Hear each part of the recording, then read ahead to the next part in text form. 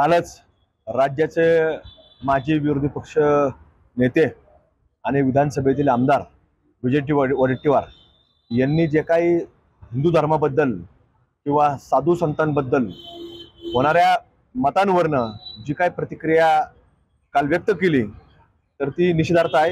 मी प्रथमतः संपूर्ण काँग्रेस पक्ष आणि वैयक्तिक वडेट्टीवार या व्यक्तींचा मी जाहीररित्या निषेध करतो।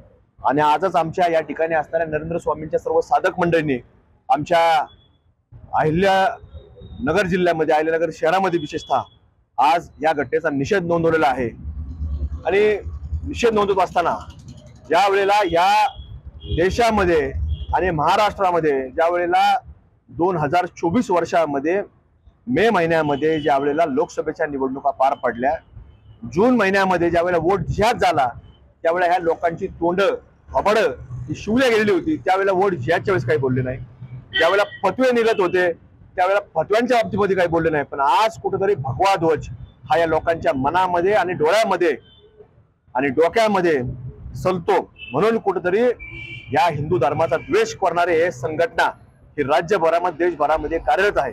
त्यामुळे कुठेतरी अशा लोकांचा निषेध नाही फक्त तर यांना वेळच्या वेळी त्यांची जागा दाखवणं हे आपल्याला गरजेचं आहे। नाहीतर असेच लोक उठतात आणि साधू संतांबद्दल महापुरुषांबद्दल वक्तव्य करत राहतात।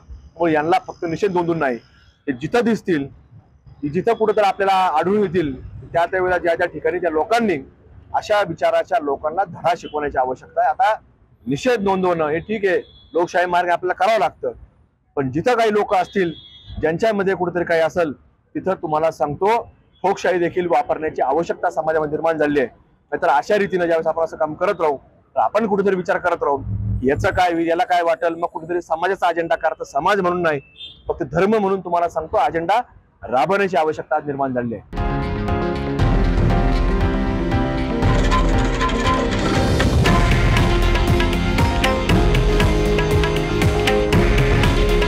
हे आहे देशातील नंबर 1 न्यूज नेटवर्क आणि आपण पाहत आहात TV9 मराठी। काळजी तुमची, हित महाराष्ट्राचं।